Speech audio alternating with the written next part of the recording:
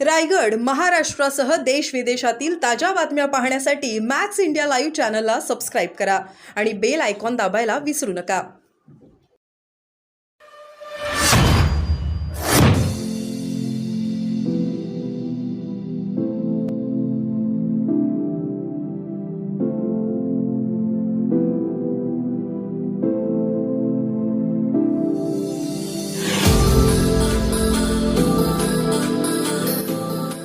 परिवारात एक दोन व्यक्ती नाही, हे सगळे माझा परिवार आहेत आणि ते सगळा परिवार मी फॉर्म करते. हे जे रस्त्यावर चौकात गर्दीच सगळ्या ठिकाणी उभी आहे ना, हे माझं परिवार. प्रभू वैद्यनाथ देखील दर्शन घेतलंय, तसेच स्वर्गीय गोपीनाथ मुंडे यांच्या समाधीचं देखील दर्शन घेतलं. काय साकडं घातलंय, काय आशीर्वाद मागले? भावनिक झाला होता ताई तुम्ही त्या ठिकाणी? काही साकडं नाही घातलं. मी भावनिक याच्यासाठी झाले कारण माझी आई तिथे आली होती मला दही हातावर घालायला, कारण तिला ते बाबांच्या साक्षीने घालायचे होते म्हणून ती आली होती. तो आमचा वैयक्तिक शोध. पण 10 वर्ष गेले मुंडे साहेब जाऊन, पण त्यानंतरच्या प्रत्येक पातळीवरती तुम्ही मुंडे साहेबांची जागा घेतली. आज ही कदाचित टोक असावं की जिथे स्वतः मुंडे साहेब फॉर्म भरायचे तिथे तुम्ही फॉर्म भरता. मुंडे साहेब म्हणायचे सवाई मुंडे साहेबांची जागा मी घेतली असं म्हणलं तर लहान तोंडी मोठा घास होईल, पण त्यांची कमी न भासू देण्याचं एवढं कर्तव्य मी पार करण्याचा प्रयत्न केलेला आहे. आज मला असं वाटतं की त्यांनी जी कहाणी अत्यंत ड्रॅमॅटिकली अर्धवट सोडून निघून गेली आहे ती अत्यंत सकारात्मकपणे पूर्ण करावी मी, आणि या जिल्ह्यातल्या सर्व जाती धर्मांनी सकारात्मकपणे मला प्रतिसाद द्यावा, म्हणजे मला ह्या जिल्ह्याची सेवाच करता येईल आणि मी ती करूनच दाखवेन. राजकीय भूमिका घेताना पहिल्यांदा मुलगासोबत आर्यमन नेहमी असतो. आर्यमन त्याचा तो नेहमी सोबत असतोच, फक्त आता तो एवढा मोठा झाला की तो तुम्हाला दिसायला लागलाय. 6 फूट 2 इंच झालाय. तो माझ्या फॉर्म भरण्यासाठी मला सरप्राईज देण्यासाठी आलाय. मलाही माहीत नव्हतं आधी, अचानक कळलं काही वादळ झाले तिकडे त्याच्यामुळे. तर तो परत जाणार आहे, त्याची परीक्षा आहे. तो रात्री 4 वाजेपर्यंत अभ्यासच करत होता कारण त्याला माझ्या फॉर्म भरण्यासाठी माझ्यासोबत उभं राहायचं. सगळे जेवढे लोक इथे दिसले ते आणि नाही दिसले ते सगळे माझ्या.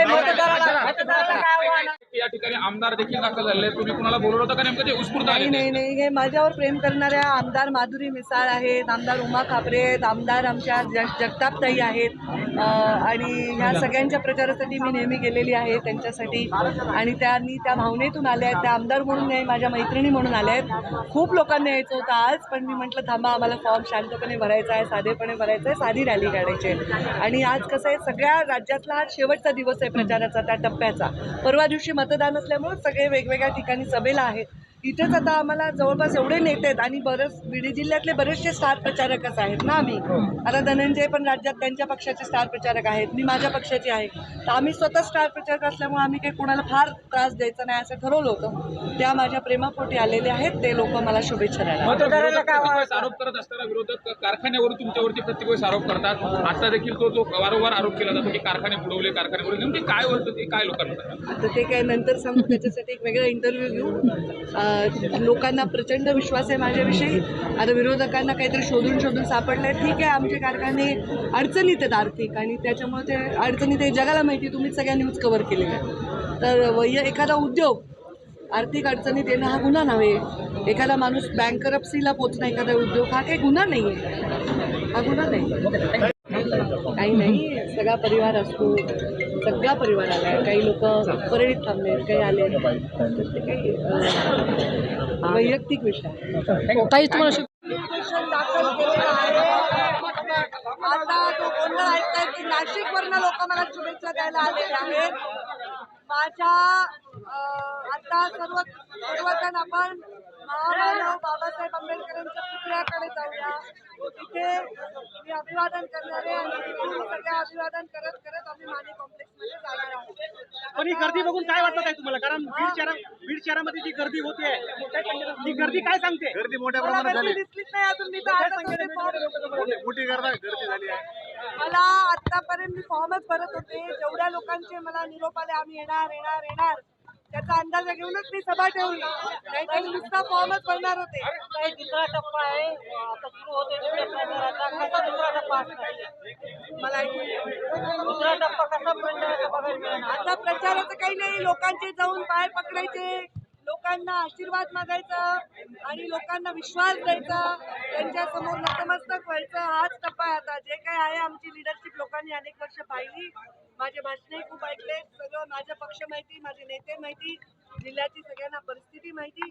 लोकांनी योग्य प्रवाहात उडी घ्यावी म्हणजे जिल्ह्याचा विकास योग्य ठिकाणी जाईल असं मला पहिल्यांदा वाटतं. आपण आज लोकसभेचा अर्ज दाखल केलेला आहे सर. भावना काय आहेत ताई आपल्या? आता माझ्या भावना काय माहितीये, मी थोडी गंभीर आहे सकाळपासून, मला नाही त्या सांगता येणार शब्दामध्ये. मुंडे साहेब हा फॉर्म नेहमी भरत होते आणि मी त्यांच्या सोबत असायचे. एक प्रचाराचे सगळी खांद्यावर जबाबदारी घ्यायचे. प्रीतमताई जेव्हा भरायच्या तेव्हाही मी प्रचारक मुख्य असायचे. स्वतःचा फॉर्म भरून स्वतःही निवडणूक ओढायची माझ्यासाठी पण एक वेगळा अनुभव आहे. निवडणूक ओढणं हा अनुभव जुनाच असला तरी मी उमेदवार आहे हा एक वेगळा अनुभव आहे.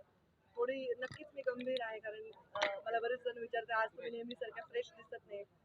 तर मला ते शब्दात नाही वर्णन करता येणार. ज्या जागेवर मुंडे साहेब होते त्या जागेवर मलाच प्रत्यक्ष स्वतःला जायचा योग तुमच्या आशीर्वादाने मिळाला तर. काही सहपरिवार आज आपण